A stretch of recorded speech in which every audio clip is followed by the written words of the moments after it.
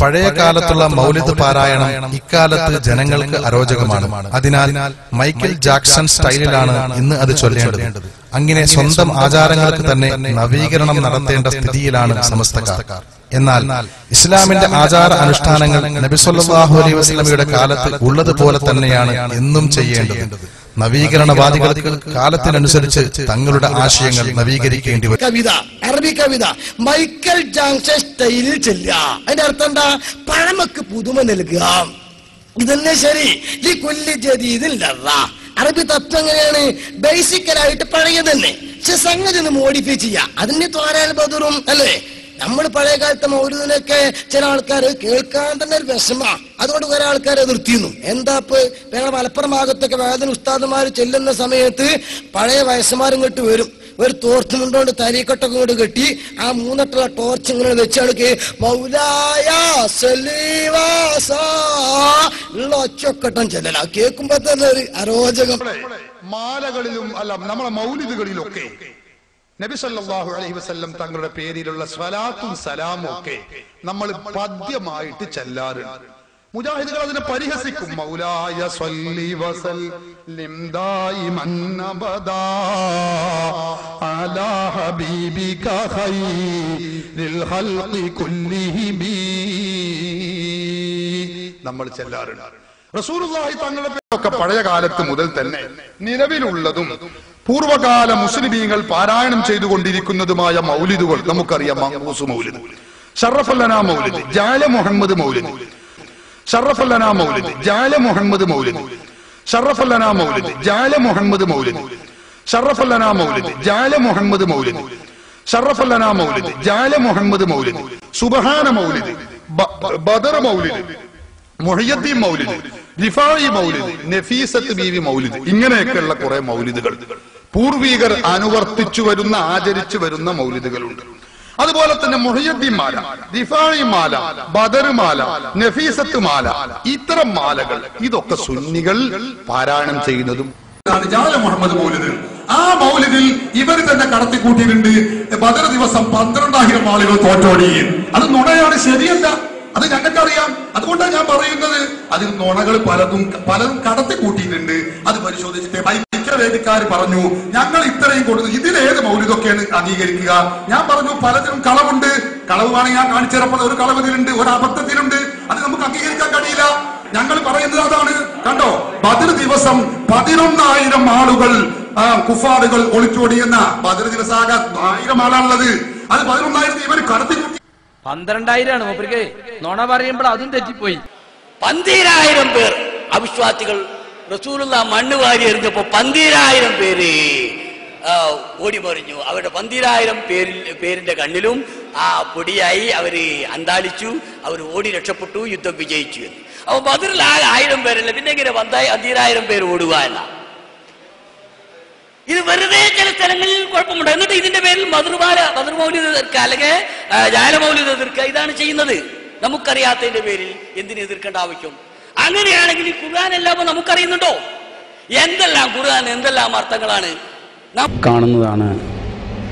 മക്ബറെല്ലാം വന്നിട്ട് സാധാരണക്കാര ജനങ്ങൾ തൊട്ടിങ്ങനെ മുത്തുന്നൊരു സ്വഭാവം, തൊട്ടുമുത്തുക എന്ന് പറയുന്നൊരു പ്രവണത, ഇതൊക്കെ ഇസ്ലാമികപരമായിട്ട് അനുവദനീയമാണോ, അല്ലെങ്കിൽ വല്ല ഗുണങ്ങളുമുള്ള കാര്യമാണോ എന്ന് മഹാന്മാരുടെ ഖബറുകളിൽ ചെന്നാണ് ചെയ്യുന്നത്. സാധാരണക്കാരുടെ ഖബറുകളിലൊന്നും ഇങ്ങനത്തെ പരിപാടി ഇല്ല. മഹാന്മാരാകുമ്പോൾ അവരെ കൊണ്ട് ബറക്കത്തെടുക്കുക, തബറുക്ക് എടുക്കുക എന്നത് പൂർവകാലം മുതലേ ഉള്ളതും പണ്ഡിതന്മാർ അവരുടേതായ ഗ്രന്ഥങ്ങളിൽ രേഖപ്പെടുത്തിയതുമാണ്. അതുകൊണ്ട് തന്നെ തബറുക്കിന് വേണ്ടി അവിടെയുള്ള ഈ വസ്തുക്കളൊക്കെ ഉപയോഗപ്പെടുത്താം. എന്നാൽ തബറുക്കിന് വേണ്ടി തൊട്ടുമുത്തുന്ന കാര്യം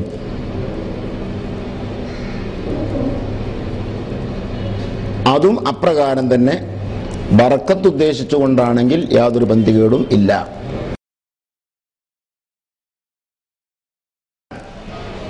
റയ്ഹാൻ പോലെയുള്ളത്, അപ്പോൾ ആ പോലത്തിൽപ്പെടും ഈ പുഷ്പങ്ങൾ. അത് ഇടുന്നതും എന്താകുന്നു? പുണ്യകരമാകുന്നു. എന്തുദ്ദേശിച്ചുകൊണ്ടാണ്? അവിടെ നല്ല വാസന ഉണ്ടാക്കുക. നല്ല വാസന ഉണ്ടായാലുള്ള ഗുണമെന്ത്? റഹ്മത്തിനെ മലായിക്കത്ത് ഇഷ്ടപ്പെടുന്നതും അവർ വർഷിക്കുന്നതുമാണ് നല്ല വാസനകൾ ഉണ്ടാകും. അതുകൊണ്ട് തന്നെ ഈ ഉദ്ദേശത്തിൽ പുഷ്പം അവിടെ വിതറുന്നതിലും പന്തികേടില്ല. മറ്റു കാര്യങ്ങളെല്ലാം ബറക്കത്ത് ഉദ്ദേശിച്ചുകൊണ്ട് ചെയ്യുന്നതായതുകൊണ്ട് അതിലും പന്തികേടില്ലെന്ന് മാത്രമല്ല, ഔലിയാക്കന്മാരെ കൊണ്ട് ബറക്കത്തെടുക്കൽ സുന്നത്ത്. നമ്മുടെ നാട്ടിലൊക്കെ ധാരാളം മക്ബറുകളുണ്ട്.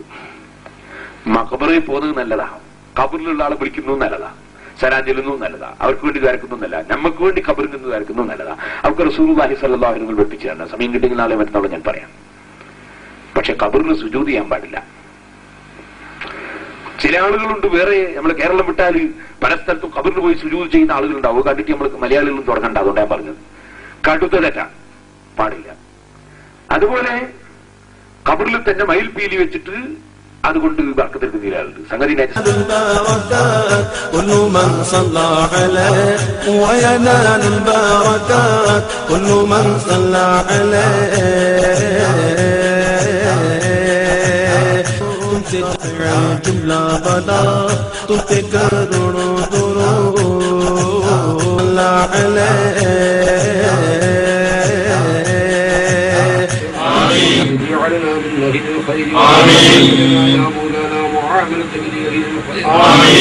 ربنا في ديارنا وأنفسنا وأولادنا وأزواجنا وأهلنا ومرابطنا ومريدنا من كل محنة وفتنة وشدة وموسم وغير ولي كل خير كل خير آخرة പ്രതിഫലം നൽകണം.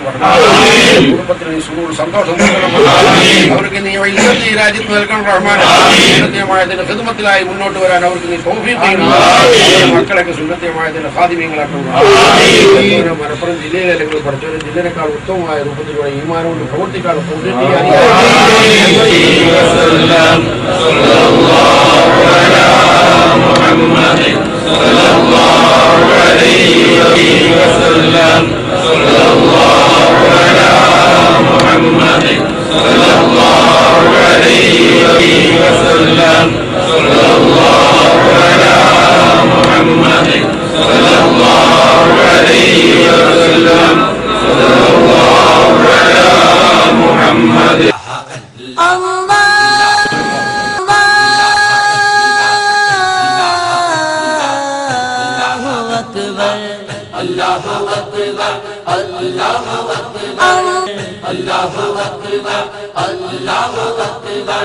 काबे की रौनक, काबे का मंजर, अल्लाहु अकबर अल्लाहु अकबर अल्लाहु अकबर अल्लाहु अकबर। मेरे अल्लाह मेरे मौला, मेरे अल्लाह मेरे अल्लाह तेरे വിശ്വാസ പ്രമാണങ്ങളിൽ ഉറച്ചു നിൽക്കുന്ന ഒരു സത്യവിശ്വാസി യാതൊരു കഴിവും കാര്യവും അല്ലാഹു തആലാക്കല്ലാതെ മറ്റാർക്കുമില്ലെന്നും ഏതുവിധ സഹായമായാലും അല്ലാഹുവിന്റെ അടുക്കൽ നിന്ന് മാത്രമാണെന്നും ഉറച്ചു വിശ്വസിക്കുന്ന ഒരു സുന്നി മറ്റൊരാൾക്ക് സുജൂദ് ചെയ്താൽ പോലും അത് ശിർക്കാവുകയില്ല. അത് അഖീദയുടെ വീക്ഷണത്തിൽ അത് ശിർക്കാവുകയില്ല എന്ന് തന്നെയാണ് ഉസ്താദ് പറയുന്നത്. അവൻ കാഫിറാണെന്ന് ഹുക്മു ചെയ്യപ്പെടും. പഠിച്ചോളി, കാഫിറാണെന്ന് ഹുക്മു ചെയ്യപ്പെടും. ഇമാം ഇബ്നു ഹജർ അൽ ഹൈതമി തുഹ്ഫത്തുൽ മുഹ്താജിന്റെ 9ാമത്തെ വാല്യം കിതാബുൽ റിദ്ദത്ത് എടുത്ത് പരിശോധിച്ചോളൂ, കാണാൻ കഴിയും. കണ്ടോളികൾ, ചോദ്യമാണ് റെഡി ചെയ്യുന്ന മറുപടി റെഡി ആയിട്ട് വരൂലേ. അള്ളാഹു അല്ലാത്തവർക്ക് സുജൂദ് ചെയ്താൽ ശിർക്കാവുകയില്ലെന്ന് ഏത് സഖാഫി പറഞ്ഞാലും ആ സഖാഫി വഴച്ചു നിൽക്കല്ലാതെ ഞങ്ങളെ സംബന്ധിച്ചിടത്തോളം യാതൊരു എത്ര സഖാഫി, ഒരു സഖാഫി ഖാദിയാനിയായി. ബഹുമാനപ്പെട്ട പേരോട് അദ്രീമ സഖാഫി പറഞ്ഞത് കളവാണോ ശിർക്കല്ല കുഫ്റാണ് എന്ന് അലവി സഖാഫി പറഞ്ഞാൽ ആ പേരോട് അദ്രീമ സഖാഫിയുടെ വാക്കിതാണ്. അങ്ങനെ ഏത് സഖാഫി പറഞ്ഞാലും ആ സഖാഫി പിഴച്ചു എന്ന് വെക്കുകയല്ലാതെ ഞങ്ങളെ സംബന്ധിച്ച് യാതൊരു ഇതും ഇല്ല. അങ്ങനെ എത്ര സഖാഫി, ഒരു സഖാഫി കാതേനിയായി. ഇത് അയാളുടെ വാക്ക് അങ്ങനെ തന്നെ ഞാൻ പറയാം. അതിന്റെ പശ്ചാത്തലം കൂടി ഞാൻ പറയാം. നിങ്ങളുടെ മൗലവി സക്കരിയ സലാഹി അദ്ദേഹം ഞങ്ങളെ കുറിച്ചൊരു വലിയ കളവ് പറഞ്ഞിരുന്നു. ഇതുപോലെ കളവ് മൗലിമാരെ മൊത്തം പരിപാടിയുള്ള കളവ് പറയും. ആ കളവ് ഞങ്ങൾ പിടിക്കുകയും ചെയ്തിരുന്നു. അവിടുന്ന് അദ്ദേഹം പറഞ്ഞൊരു കളവുണ്ടായിരുന്നു. എന്താ പറഞ്ഞ് പറഞ്ഞ് പറഞ്ഞ് ഇപ്പൊ നിങ്ങൾ സൃഷ്ടികൾക്ക് സുജൂദ് ചെയ്യാം എന്ന് വരെ പറഞ്ഞില്ലേ, ചെയ്യാമെന്ന് അങ്ങനെ പറഞ്ഞു, ചെയ്യാമെന്ന് വരെ പറഞ്ഞില്ലേ. ഈ പ്രയോഗം സക്കരിയ സലാഹി നടത്തിയിരുന്നു. അപ്പൊ പേരോട് പറഞ്ഞത് ശരിയാണ്. സുജൂദ് സൃഷ്ടികൾക്ക് വിഗ്രഹത്തിനോ സൃഷ്ടികൾക്കോ ചെയ്യാൻ പറ്റുമെന്ന് പറഞ്ഞാൽ ഓ ഇസ്ലാം എന്ന് പുറത്തു പോകും, അത് മുശ്രിക്കാവും. ഇപ്പൊ ഉസ്താദ് പറഞ്ഞത് പച്ചക്കളവാണ്. ഇടമുട്ടം CD പരിശോധിച്ചാൽ കാണാം, പേരോട് ഉസ്താദ് പറയുന്നത് വിഗ്രഹത്തിന് ഒരാൾ സുജൂദ് ചെയ്യാമെന്ന് പറഞ്ഞാൽ അവൻ തോറ്റു എന്നല്ല പറയുന്നത്. ചിർക്കല്ല എന്ന് ഏത് സഖാബി പറഞ്ഞാൽ അസഖാബി വേച്ചുന്ന. അപ്പൊ ഉസ്താദ് കൂടെ പറഞ്ഞതോ വിഗ്രഹത്തിന് സുജൂദ് ചെയ്യാമെന്നാരെങ്കിലും പറഞ്ഞാൽ അത് വേച്ചു എന്നാണ് പേരോട് ഉസ്താദ് പറഞ്ഞത്. അല്ല, അത് കളവാണ് നിങ്ങൾ പറഞ്ഞത്. CD പരിശോധിച്ചോളൂ. CD നിങ്ങൾ എന്റെ അടുത്ത് വരെ നമുക്ക് കൂടി പരിശോധിക്കാം. കളവ് പറയാൻ തന്നെ കാരണം ഈ കളവ് ജാല മുഹമ്മദ് മൗലിദ്. ആ മൗലിദിൽ ഇവർ തന്നെ കടത്തിക്കൂട്ടിയിട്ടുണ്ട്. ബദർ ദിവസം 12,000 ആളുകൾ തോറ്റോടി. അത് നുണയാണ്, ശരിയല്ല. അത് ഞങ്ങൾക്കറിയാം. അതുകൊണ്ടാണ് ഞാൻ പറയുന്നത്, അതിൽ നുണകൾ പലതും കടത്തിക്കൂട്ടിയിട്ടുണ്ട്.